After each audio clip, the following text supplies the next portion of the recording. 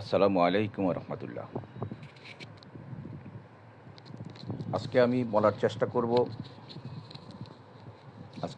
চেষ্টা করব মানুষ বলতে যে নাই কিছুই, মানুষ বলতে শূন্য, বা আদম ও জিরু, আদম বলতে শূন্য, যেটা আসল সেটা হলো জীব আত্মা, নাফস। Excuse me. সেই নাফস সম্বন্ধে আমি দু চারটি কথা বলবো। যদি আমার মুর্শিদ কাবলা যান খাজা ওয়াস আসফ ফরিদপুরি কুদ্দুস আসিরুল আজিজ কাবলা যান হুজুর দয়া করে আমাকে দিয়ে বলান। আমি স্পষ্টত এখানে কিছু এভিডেন্স, উদাহরণ, ব্যাখ্যা, বিশ্লেষণ নিয়ে আসব যে জীব, যে আত্মাটা কুকুরের ছিল, পশু পাখির ছিল, মাছি মাসলার ছিল, সে আত্মাগুলি আদম দেহের ভিতরে এসে আদমকে অ্যাক্টিভেট করেছে। দ্যাট ইজ, ওই আত্মাগুলি দিয়ে আদম পরিচালিত। আমি যে জীবনটা, মানব জীবন পাইলাম, তার পূর্বে ছিল আমার জীবন, প্রাণীদের জীবন। আমি কোন প্রাণী ছিলাম সেটা আমি জানি। আপনারা প্রত্যেকেই ছিলেন জীব জগতে। যখন আদম বানানো হইল, আল্লাহ পাক বললেন যে আমি আদম বানাবো, তখন সে আদমের যে মাটির আবুল বাসার আদম, তাকে অ্যাক্টিভেট করা হয়েছে নাফস দিয়ে। নাফস মানে জীব আত্মা দিয়ে। তো মূল বিষয় হলো,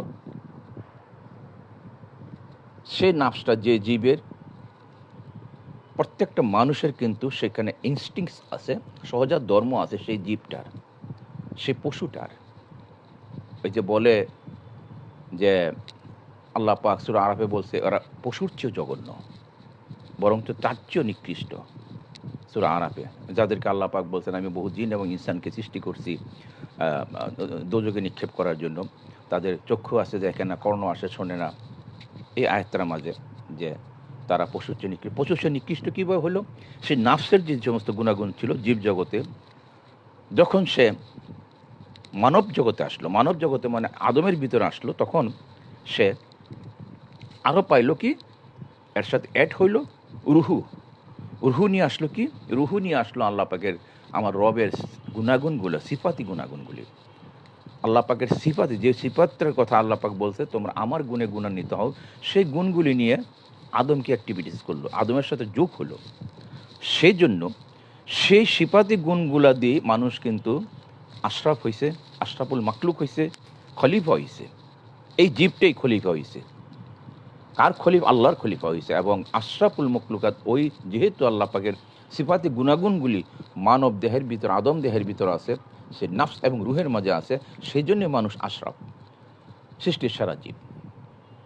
আমার কথা হলো, এখন যুক্তি দিয়ে আমাকে বোঝাতে হবে যে যেহেতু আমি বইয়ের কোনো কোটেশন দিতে পারবো না, আমি এই আলোচনাটা আমি কোনো পুস্তকের থেকে পাই নাই। এটা আমি আমার ধারণা, আমার সাধনা, আমার তপস্যা থেকে আমি এটা বহন করে নিয়ে আসছি। আপনি দেখবেন যে মানুষের যে শরীরটা কিন্তু মানুষের মানব দেহ, তার আগে ছিল পশুর দেহ। পশুরা কিন্তু আসল ছিল, এবং আমরা আসলেই ফেরত যাব। আমরা কিন্তু আসলে ফেরত যাব। আসল যে মানুষ, পশুর যে চরিত্র, স্বভাব, চরিত্র, আচার, ব্যবহার, তার মাঝে কিন্তু রিপু আছে। পশুর থেকে আমাদের মানব দেয়া আসতে হইলো কেন? এটা কিন্তু আলোচনা অনেক বিশাল, কিন্তু তাসব্বুফের কথা আলোচনা শেষ করা যায় না। অল্প অল্প করে বলতে হয়। অল্প অল্প করে বললে যারা সাধনা করে, যারা তপস্যা করে, যারা মুরাকাবা মুহাসাবা করে, তারা এই ছোট্ট 2-4টা কথার থেকে তারা লক্ষ লক্ষ কথা বা তথ্য সে সংগ্রহ করে নিয়ে আসতে পারবে, তাদের নিজস্ব আত্মিক শক্তি দিয়া, কাল্পের শক্তি দিয়া। তো মানব দেহের ভিতরে যখন নাকি এই জীবাত্মাটা আনাই হয়েছে এখানে করার জন্য, সেটা তাকে পরিশুদ্ধ করার জন্য। কি পরিশুদ্ধ করা হবে? সে রিপুগ্রস্ত ছিল, অসুস্থ ছিল, আত্মাটা অসুস্থ ছিল। তো এখন এই যে জীবাত্মাটা মানব দেহের মাঝে আসলো, এটার আপনি দেখেন জীবগুলা কত সুন্দর, তাদের শরীরের গড়ন দেখেন, তাদের স্ট্যামিনা পাওয়ার দেখেন, তাদের ডাইজেস্টিভ পাওয়ার দেখেন, তাদের তাদের কোনো বাহক লাগে না, তাদের কোনো এই কথাগুলি আবার রিপিট করতেছি কারণ আমার অনেকগুলো লাইভ ছিল, 1000-1200 লাইভ ছিল। সেই লাইভগুলা ফেসবুক থেকে ডিলিট হয়ে গেছে, অটোমেটিক তারা ডিলিট করে দিয়েছে, যার জন্য আমাকে আবার নতুন করে এই তথ্যগুলি আমি কিছুটা এখানে রেকর্ড করতেছি, লাইভ দিতেছি। যদিও আগের মতন হবে না, কারণ আগের মতন না হওয়ার কারণ হয়েছে আমার আগে ছিল আমার খুব ব্যথিত হৃদয়, একটা হাহাকার ব্যথিত হৃদয় ছিল, ছকছক একটা ধারালো সানানো হৃদয় ছিল। এখন সেই হৃদয়টা একটু একটু অন্যরকম হয়ে গেছে, মানে একটু একটু সুখ পাইয়া, একটু স্বাচ্ছন্দ্যে পইরা হৃদয়টা একটু অন্যরকম হয়ে গেছে। সে আগের মতন হবে না, এটা আমি জানি। তারপর কথাগুলি আসবে, কথা স্টাইল বা হাঁক সেরকম হবে না। আপনারা দেখেন পশুদের সে কন্টিনিউয়াসলি দৌড়াইতে পারে, মানুষ সেটা পারে না। কিন্তু মানুষ আশরাফ। পশুদেরকে আল্লাহ পাক পশুদের মাঝে যে সমস্ত শক্তি, জাতি শক্তিগুলি আছে, যার নিজস্ব শক্তিগুলি আছে, নিজস্ব উইপেন্স আছে। সবচেয়ে বড় কথা হইল প্রত্যেকটা প্রাণী তার নিজস্ব ডিফেন্স পাওয়ার আছে, উইপেন্স আছে। মানুষের কিন্তু তা নাই। মানুষের উইপেন্স পাওয়ার, ডিফেন্স পাওয়ার নাই। যেহেতু মানুষকে আল্লাহ পাক বলছেন, আমি মানুষকে সৃষ্টি করিয়াছি অসহায়ভাবে। এটা কোরআনের কথা। আমি মানুষকে অসহায়ভাবে সৃষ্টি করছি। অসহায় কেন করা হলো? অসহায়ভাবে সৃষ্টিই করা হলো যাকে হেদায়েত করতে সহজ হয়, তাকে বুঝাইতে সহজ হয়। নিরস্ত্র করা হয়েছে তাকে, সে জীবাত্মাটাকে নিরস্ত্র করা হয়েছে যাতে তাকে আল্লাহর কাছে সারেন্ডার করে, রবের কাছে সারেন্ডার করতে পারে এবং সারেন্ডার অবস্থা থাকে। তো মানুষের কোনো ডিফেন্স পাওয়ার নাই, পশু পাখিদের তথা জীবের ডিফেন্স পাওয়ার আছে। আপনি দেখেন প্রত্যেকটা, ইভেন একটা পিপিলিকার ঠোঁটের মাঝে কিন্তু একটু ফর্মিক অ্যাসিড দেওয়া আছে, একটা একটা মৃদু বিষ দেওয়া আছে, যে কামড় দিলে আপনি লাভ দেওয়া উঠবেন, মানে তার স্থান ত্যাগ করবেন সে আত্মরক্ষার জন্য। গরুকে দেওয়া আছে শিং, হরিণকে দেওয়া আছে, সাপকে দেওয়া আছে পয়জন কেমিক্যাল ওয়েপেন্স, কমোডোকে দেওয়া আছে বিষাক্ত ওয়েপেন্স, বায়োলজিক্যাল ওয়েপেন্স। তারপর ফায়ার পাওয়ারও আছে। আমি আগে বুঝে আসছি, একটা এই কথাতে আগে আসছি, প্রত্যেকটা প্রাণীর তার উইপেন্স আছে, ডিফেন্স পাওয়ার আছে এবং শক্তি, হজম পাওয়ার। তার গায়ের রং দেখেন, তার পশমগুলি দেখেন কত সুন্দর, তার জীবন চলাচল। আপনি তো সেই সময় নাই, আপনি তাকাইলেই দেখবেন তার জীবন বিধান কত সুন্দর, চমৎকার জীবন বিধান। তো যাই হোক, সেই জীবাত্মাটাই কিন্তু মানব দেহের ভিতর আসছে, মানুষটাকে অ্যাক্টিভেট করছে এবং এই জীবনটা আমরা ক্ষণস্থায়ীভাবে পাইছি। মানুষের জীবনটা আমরা হেদায়েত প্রাপ্ত হওয়ার জন্য। এখানে আরেকটা জিনিস লক্ষ্য করেন যে নবী রসুল এবং মুর্শিদে কামেল, যারা সত্য ইনসানে কামেল, শুদ্ধ ইনসানে কামেল, মুর্শিদে কামেল, হক যিনি প্রকৃত মুর্শিদে কামেল, তিনার জীবন বিদায় জন্ম থেকে 40 বছর পর্যন্ত, আমি 40ই ধরি, বেশ কম হবে, 40 বছর পর্যন্ত কিন্তু তারা প্রচণ্ড পরীক্ষা নিরীক্ষা করা হয়েছে তাদের আত্মাগুলিকে। সেই জীবাত্মাটাকে পরীক্ষা নিরীক্ষা করা হয়েছে। তারপর তাকে ট্রেনিং দেওয়া হয়েছে কি সে প্রত্যেকেই পশু পালন করতে হয়েছে, হয় মহিষ নয়তো ভেড়া। আপনি প্রত্যেকটা নবী, প্রত্যেকটা রাসূল এই পশু পালন করছে, রাখাল হইতে হয়েছে। রাখালের বেশে অনেক বছর তাদের সাথে চলছে, পশুদের সাথে চলছে। কেন? সেখান থেকে তিনি ট্রেন আপ করে আসছেন যে একটা পশুর আচরণ কি হইতে পারে, একটা পশুকে কিভাবে যত্ন করা যেতে পারে, একটা পশুর সেবা শুশ্রূষা কীভাবে করতে হয়। যেহেতু তিনি হেদায়েতের দায়িত্ব পাবেন এবং হেদায়েত করতে হবে সেই পশুটাকে, কিন্তু যে পশুটা মানুষের ভিতরে আছে তথা নাফস, সেই নাফসটাকে কিন্তু হেদায়েত করতে হবে। তার মাঝে পশুর চরিত্র আছে, সে পশুটাকে কিন্তু কুরবানি দিতে হয়, মনের পশুকে কুরবানি দিতে হয়। এই ধরনের কথা আপনারা শুনছেন। তো এখন এই যে আমার মুর্শিদ কাবলা যেন কিন্তু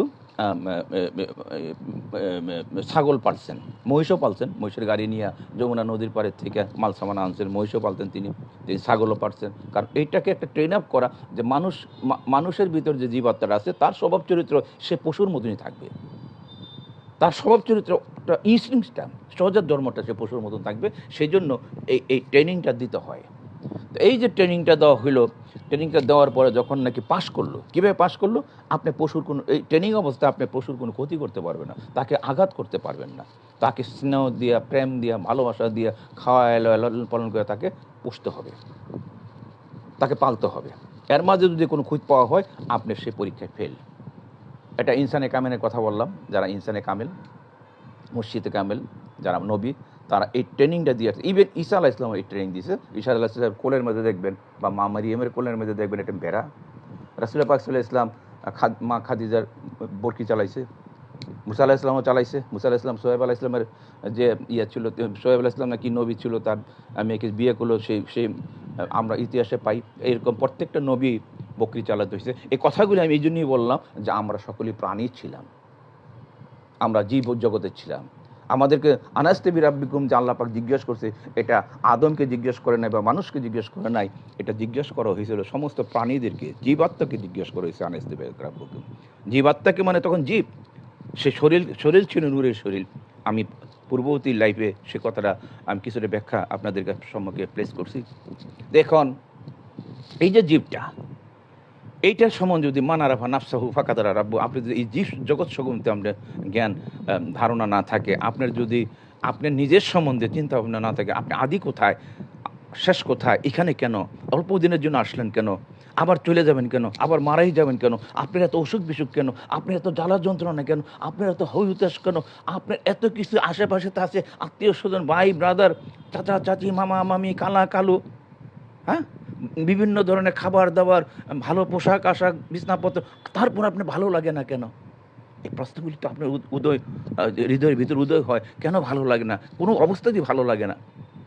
এই কারণ যে জগৎটা আমরা ছেড়ে আসছি, অ্যানিম্যাল কিংডম, ইডেনের মাঝে আমরা সেখানে যে ছিলাম, এটা আমি ব্যাখ্যা করে আপনাকে বুঝাইতে পারবো না, তবে এটুকু আমি বুঝি যে আমরা সবাই পশু ছিলাম। মানব বলতে কিছু নেই, আদম বলতে কিছু নেই, আদমের ভিতরে কিছু নেই। মানব বলতে যেটা আছে ক্ষণস্থায়ী দিন, মানুষের হিউম্যান বডিটা, এটা ইনস্ট্রুমেন্টাল বডি, আমি বলে আসছি। এটার ভিতরে 33 কোটি অ্যাপস দেওয়া হয়েছে, সেখান থেকে নিয়ন্ত্রণ করা হচ্ছে, উপর থেকে আকরাবিয়াত থেকে নিয়ন্ত্রণ করা হয়েছে। আল্লাহ পাকের দোসরা দায়রা যেটাকে বলা হয়, তথা আল্লাহ পাকের মহাকাল্প দিয়া সমস্ত বিশ্বকে নিয়ন্ত্রণ করা হচ্ছে। কীভাবে নিয়ন্ত্রণ করা হচ্ছে? একটা কাল্প দিয়ে সমস্ত কিছু কীভাবে, যেখানে credit card, Visa, master, credit কার্ডগুলি পেমেন্ট ট্রানজ্যাকশন কীভাবে নিয়ন্ত্রণ করতেছে একটা কোম্পানি।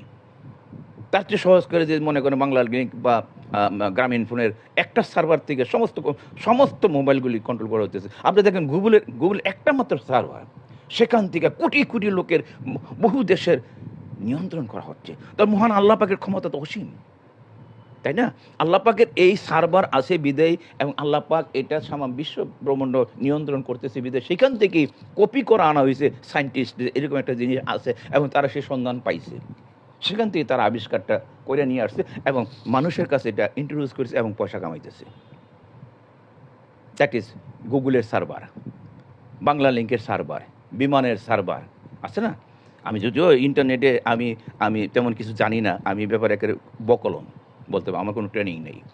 তো যাই হোক, সেই মানব এখানে আরও একটু ক্লিয়ার করে দিই যে মানব শরীরের ভিতরে যে জীবাত্মা আসে, তা আরেকটা প্রমাণ, একটা উদাহরণ দিয়ে দিই। রাসূল পাক সাল্লাল্লাহু আলাইহি ওয়াসাল্লাম পর্যন্ত আপনি দেখবেন কোনো যে যুদ্ধ করা হয়েছে, সে যুদ্ধগুলির অস্ত্র ছিল, সে যুদ্ধের অস্ত্র কোনো ফায়ার পাওয়ার ছিল না, কেমিক্যাল উইপেন্স ছিল না। ফায়ার পাওয়ার মানে বোমা, গোলা বারুদ, কেমিক্যাল উইপেন্সের যেটা সাপের বিষাক্ত জিনিস দিয়ে যেগুলো তৈরি করা হয়, বায়োলজিক্যাল উইপেন, কিছু ছিল না। কারণ সেই সময় পর্যন্ত যে জীবাত্মাগুলি মানব দেহের ভিতর দিয়ে আইসে হেদায়েতের জন্য আসছে, সেটা হচ্ছে ল্যান্ডের, তথা গরু, ছাগল, হাঁস মুরগি, এবং হাঁস মুরগি, হাতি, তারপর মনে বাঘ, ভাল্লুক, এরা হেদায়েতের প্রেক্ষাপট ছিল। এবং সেই সময় পর্যন্ত ওই প্রাণীরা আসে না যে প্রাণীগুলির মাঝে ফায়ার পাওয়ার আছে, ওই প্রাণীগুলি আসে না যে প্রাণীগুলির মাঝে কেমিক্যাল পাওয়ার আছে, ওই প্রাণীগুলি আসে নাই যে প্রাণীগুলির মধ্যে বায়োলজিক্যাল উইপেন্স আছে, অথবা এগুলো স্ট্যান্ড বাই ছিল, পরবর্তীতে আসবে। আপনি দেখেন রাসূল পাক সাল্লাল্লাহু আলাইহি ওয়াসাল্লাম পর্যন্ত এই যে সমস্ত যুদ্ধের অস্ত্র আবিষ্কার ছিল, এবং অস্ত্রগুলি ছিল, সেগুলো ছিল এই মহিষের শিং, তাই না? মহিষের শিংয়ের মতন ড্যাগার, তলোয়ার, তারপর গরুর শিং, তারপর হরিণের শিংয়ের মতন, তারপর বাজ পাখির যে এই যে থাবা এটার মতন ইত্যাদি, হাতির সুরের মতন এই সমস্ত অস্ত্রবাগি, কারণ তারা এগুলো আবিষ্কার করতে পারছে যখন একটা হাতি মানব বেশে মানব দেহের ভিতরে আসলো, তখন তার হাতির যে ট্যাক্সটা আছে, যে সুরটা আছে, এটার মতন দুইটা অস্ত্র বানিয়ে ফেলাইল। তার তার ইনস্টিংসের মাঝে ছিল যে আমার তো একটা অস্ত্র ছিল, তার ভিতরে ছিল, সেইটা আবিষ্কার করতে পারছে। তদ্রূপ এখন যে ফায়ার পাওয়ারগুলি আসছে, তখন সেই প্রাণীগুলি মানব দেহের আসে নাই বিদেয়ী তখন রাসূল পাক সাল্লাল্লাহু আলাইহি ওয়াসাল্লাম পর্যন্ত কোনো ফায়ার পাওয়ার ফায়ার অস্ত্র যাদের আছে, ডিফেন্স পাওয়ার যে সমস্ত প্রাণীদের, সেই প্রাণীগুলি মানব দেহে আসে নাই বা হেদায়েতের জন্য প্লেস করা হয় নাই। তখন এই জন্য এটা আবিষ্কারও হয় নাই, আবিষ্কারে আসে নাই। আমি কিন্তু এই সাবজেক্টটা অনেক বিশাল বড়, অনেক সময় লাগবে। আপনাকে যদি গুছায় বলতে চাই বা ব্যাখ্যা বিশ্লেষণ আরও গভীরভাবে বলতে চাই, তাহলে অনেক অনেক সময় লাগবে, অনেক দিন লাগবে আমাকে। এটা keep on talking, keep on lecture দিয়া দিয়া দিয়ে যে আপনাকে এটা বুঝাইতে পারবো। কিন্তু আপনি যদি একটু চিন্তা করেন, আপনি বুঝবেন যে এই সমস্ত শক্তিগুলির উৎস হইল প্রাণী। পৃথিবীতে যতগুলি শক্তি আছে মানুষের হাতে, সমস্ত কিছু শক্তির উৎসগুলি ছিল সে প্রাণীর থেকে সংগ্রহ করে। আপনি দেখেন আমেরিকান যে ওই যে স্ট্যানলেট যে প্লেনটা না কি প্লেন করে, B-52, এটা কিন্তু একটা প্যারাগুয়ে যে ফ্যালকন তার শেপে করা হয়েছে, সেরকম স্ট্রাকচারে আনা হয়েছে, সেইভাবে ড্রাইভ করা হয়েছে। তার ফেদারগুলিকে সায়েন্টিস্ট করছে, অ্যানালাইসিস করছে, সেখান থেকে কপি করে তারপর এই ফ্লাইটটা সে আবিষ্কার করছে। দ্যাট ইজ এই প্যারাগুয়ে যে আছে সেইটা আবিষ্কার করতে পারছে। এই প্যারাগুয়ে যে নার্ভসটা সে মানব দেহে আসছে, তার দ্বারাই সম্ভব। ইন্টেলিজেন্ট প্যারাগুয়ে সে যখন মানব দেহে আসছে তখন এটা আবিষ্কার করতে সে সক্ষম হয়েছে, কারণ সে এটা খেলে আসছে জীবজগতে। অনুরূপ যেটা জীবজগতের ছিল সেটা এখানে প্রকাশ পাবে। পৃথিবীর প্রত্যেকটি জিনিস, মানব কল্যাণে বলেন, সমাজের কল্যাণে বলেন, রাষ্ট্রের কল্যাণে বলেন, প্রাণী জগতের কল্যাণে বলেন, যা কিছু আবিষ্কার হয়েছে, ওষুধ থেকে নিয়ে, অস্ত্রপাতি থেকে নিয়ে, সংসারের ব্যবহারের জিনিসপত্রের সব কিছু সে পশু পাখির থেকে নেওয়া হয়েছে। সে জীবজন্তুর জীবন বিধান থেকে, জীবনধারার থেকে এটা সংগ্রহ করা হয়েছে। এই জন্য সায়েন্টিস্টরা, বৈজ্ঞানিকরা বছর কি বছর জঙ্গলে থাকতে হয়েছে, তাদেরকে অনুসরণ করতে হয়েছে, তাদেরকে পর্যবেক্ষণ করতে হয়েছে, কীট পতঙ্গে পর্যবেক্ষণ করে এগুলো উঠাই নিয়ে আসছে। তো এই জিনিসটা হলো জীব আত্মা, এবং জীব হইল আসল। সেই জীবগুলিকেই আল্লাহ পাক এই দুনিয়ার জমিনে পিউরিফাই করতেছেন, কারণ তাদের মধ্যে অহংকার ছিল, হিংসা ছিল, তারা নিজেরা মারামারি করে ধ্বংস হয়ে যেতে নিয়েছিল। কারণ আপনি জানেন, নাফস হলো আল্লাহ পাকের একটি তাজাল্লি, সত্তা, গুণাগুণ। তা এই আল্লাহ পাকের চারিত্রিক বৈশিষ্ট্যগুলি, আল্লাহ পাকের চরিত্র বৈশিষ্ট্যগুলি হইল গিয়ে এই জীবাত্মার মধ্যে আছে, যে পরওয়ারদিগারের চরিত্র। এটা সুফিজমের কথা, এটা শরীয়তের মাঝে আমি শুনি নাই এই সম্বন্ধে কোনো কিছু বলতে, কারণ এটা এলমে লাদুনির চ্যাপ্টার, এটা আত্মা জগতের চ্যাপ্টার। যেহেতু নাফস হল আত্মা জগতের জ্ঞান, নলেজ, এলেম, এটা সাধারণ যে মাদ্রাসার মাঝে যে সমস্ত জ্ঞান বিজ্ঞান পড়াশোনা করা হয়, এটার মাঝে এটা পাবেন না। কারণ সেখানে শুধু পড়ানোই হয় এবাদত। শরীয়তের ভিতরে যেটা পাবেন সেটা, সেই জ্ঞানটা ধর্মীয়, শুধু এবাদত। কীভাবে হবে, কীভাবে হবে না, কীভাবে শুদ্ধ হবে, কীভাবে ভঙ্গ হবে, এর বাইরে আপনি শরীয়ত আর কিচ্ছু দিতে পারবে না। আপনি আত্মাজগতের জ্ঞান শরীয়ত দিতে পারবে না, আপনি আলমে আমরের জ্ঞান শরীয়ত দিতে পারবে না, আর অবিনশ্বরের জ্ঞান শরীয়ত দিতে পারবে না। আল্লাহ পাকের রূপ রেখা গুণ কীর্তন শরীয়তে তার ব্যাখ্যা দিতে পারবে না। নূরজগতের কোনো কিছু দিতে, 18,000 আলম যে আছে, 18,000 আলমের কোনো ব্যাখ্যা বিশ্লেষণ দিতে, কিন্তু তারা শরীয়তে বলে 18,000 আলম, 80,000 মাকলুক কীভাবে জন্ম হইল, আল্লাহ পাক কখন সৃষ্টি করলেন, এগুলা ইত্যান্ত কিচ্ছু পাবেন না। তাহলে একটা বিশাল একটা চ্যাপ্টারই তখন ধরিল, তাই নয় কি? তারপরে আছে, মনে করেন শরীয়ত দিতে পারবে না আপনার জন্মের আগে কী ছিল, মৃত্যুর পরে কী হচ্ছে, চাচ্ছে মনে দিতে পারবে। তারপরে কি হইতেছে, কি হবে, এই যে দিতে পারবে। কমপ্লিটলি ডার্ক শরীয়ত। সে আত্মা জগতের কীভাবে মানুষ কীভাবে মোটিভেট হচ্ছে, মানুষ কীভাবে চলতেছে, এই শক্তি কোত্থেকে আসতেছে, কেমনে আসতেছে, শুধু বলে আল্লাহ কীভাবে আসতেছে, কীভাবে ট্রান্সফার হচ্ছে, এটা ব্যাখ্যা বিশ্লেষণ তাদের কাছে নেই। এটা আছে সুফিদের কাছে, এটা আছে ইনসানে কামেলের কাছে, এটা আছে পয়গাম্বরদের কাছে, এটা আছে নবীদের কাছে, এটা আছে যাদের কাছে আল্লাহ পাক এলমে লাদুনি এবং এলমে হুজুরি দান করেছেন, তাদের কাছে এই জ্ঞানটা আছে। আর এই জ্ঞান শূন্য যারা, তারা ইমান নিয়ে মরাটা দুষ্কর। তাদের ইমান বিশ্বাস, আল্লাহর প্রতি যে বিশ্বাসটা সবসময় লটরগট থাকবে। কারণ তারা যখন কোরআনের দিকে তাকাবে, বিভিন্ন আয়াতের দিকে তাকাবে, তখন দেখবে তারা অসামঞ্জস্য কথাবার্তা। এটা সঠিক ব্যাখ্যা বিশ্লেষণ না পাইলে এটা পড়বে। যাকে এটা অনেক ওই চ্যাপ্টারে আমি ঢুকে গেছি, এটা আমার ভুলে গেছে। আমার যে কথাটা ছিল জীবাত্মা হলো পশু, আমরা সকলে পশু ছিলাম। হাসবে তো অনেকেই হাসবে যে এটা কি আমরা হলো পশু ছিলাম। অবশ্যই আমরা পশু ছিলাম, আমরা নিজেরও একটা জীব, আমরা নিজেরও একটা জীব। সে জীব মানুষ, আশরাফুল মাখলুক, কিন্তু আমরা এই জীবটা কোত্থেকে আসছে, নতুন করে ক্রিয়েশন করা হয়েছে। আল্লাহ পাক সেই প্রাণীদেরকে আইন এই আদম ভাস্করের ভিতরে ঢুকানো হয়েছে রেকটিফিকেশন করার জন্য, পিউরিফিকেশন করার জন্য, হেদায়েতের জন্য। এটি আমার আজকের কথা ছিল। আজকের কথা আপনারা জানতে পারলেন যে নবী রসুলদের আমলে কেন আল্লাহ পাক বা জিবরাইল আলাইহিস সালাম এই কামান আবিষ্কার করে দেন না কেন। ফিরিস্তারা যখন নবীকে বলতো, নবী এইভাবে কামান বানান, বন্দুক বানান, যুদ্ধ করেন, সব কাফের মেরে ফেলান, বলতে পারতো না? বলতে পারতো। এগুলো অবান্তর কথা। আমি যেটা বলতেছি এটি সত্য কথা, এটি সর্বধর্মে স্বীকৃত কথা। ইসলামের এই পাঠটাকে এলমে মারাফাতের ভিতরে রাখা হয়েছে, আর অন্য অন্য ধর্মে এই চ্যাপ্টারটাকে প্রকাশ করা হয়েছে। বুদ্ধ ধর্মে, হিন্দু ধর্মে এটাকে প্রকাশ করা হয়েছে। শরীয়তের ধর্মের সাথে, ব্রাহ্মণদের সাথে, পাদ্রীদের সাথে এটা যোগ করা হয়েছে। ইভেন খ্রিস্টান ধর্মের মাঝেও এটা আছে। আমি যে কথাটা বলতেছি, আপনি ইউরোপে যারা বসবাস করছে তারা এটার পাবেন, সন্ধান পাবেন। এনিওয়ে, আপনাকে জীবাত্মা পরিশুদ্ধ করতে হবে, তথা আপনি নিজে পরিশুদ্ধ হইতে হবে। নতুবা আপনি যে আসিলেন তাই থাকবেন, এবং আপনি কখনো মকসুদ মঞ্জিলে পৌঁছতে পারবেন না। আপনার এই যে ন্যাক দেওয়া হয়েছে আপনাকে আগ্রহ করার জন্য, আগ্রহ বাড়ানোর জন্য, আপনি যাতে এই কাজটা করেন। কারণ এই কাজটা করলে আপনার জীবাত্মা পরিশুদ্ধ হবে। যেমন নামাজ কীভাবে পড়লে, কোনভাবে পড়লে, কীভাবে পড়লে, কোনটা কত, এইটা প্রত্যেকটা জিনিসের মধ্যে এত ন্যাক এইভাবে ভাগ করে দেওয়া হয়েছে। এর কারণে হয়েছে এই ন্যাক অর্জন করতে গিয়ে আপনি নামাজের যে স্টাইলগুলি আছে সুন্দরভাবে, সুস্থভাবে করতে যদি পারতেন, তথাই ন্যাক অর্জন করতে পারতেন সহিশুদ্ধভাবে, যেটা মৌলানাদের ভাষা সহিশুদ্ধ, এক ক্লাস দিয়ে যদি আপনি করতে পারতেন, তাইলে হয়তো আপনার নাফসটা পবিত্র হতো। উদ্দেশ্য ছিল, হাকিকত ছিল আপনাকে পরিশুদ্ধ করা। নামাজ, রোজা, হজ, জাকাত, এগুলো হজ জাকাতের জন্য হজ জাকাত না, নামাজের জন্য নামাজ না, এগুলো সব কিছুই আসছে আমার অন্তরাত্মাকে পরিশুদ্ধ করার জন্য, আমার নাফসকে মুতমাইনাতে নেওয়ার জন্য। আমি এখন নাফসে আম্মারা, এটা পরিশুদ্ধ হয়ে নাফসে লাওমাতে যাবে, লাওমাত থেকে আরও পরিশুদ্ধ হয়ে যাবে মুতমাইনাতে, আরও অত্যন্ত পরিশুদ্ধ হইয়া সুপার পরিশুদ্ধ হয়ে যাবে মুলহেমাতে। মুলহেমা হইল নবী রসুলদের নাফস। এখন এই যে নাফসটা একটা অনেক বড় হয়ে গেছে, এই নাফসটাই হইল জীবাত্মা। এক একজনের নাফস এক একটা জীবাত্মা। সকলের নাফস গরুর না, আবার সকলের নাফস কুকুরেরও না, সকলের নাফস সুইকিলিগার না, আবার সকলের নাফস সর্পেরও না। কিন্তু আপনার যার যেই নাফসটা আছে তার মাঝে সেই গুণাগুণ দেখবেন, ন্যাচারাল ইনস্টিংক্টস, সেই চরিত্র দেখবেন তার মাঝে আছে। আজকে এটুকু থাক।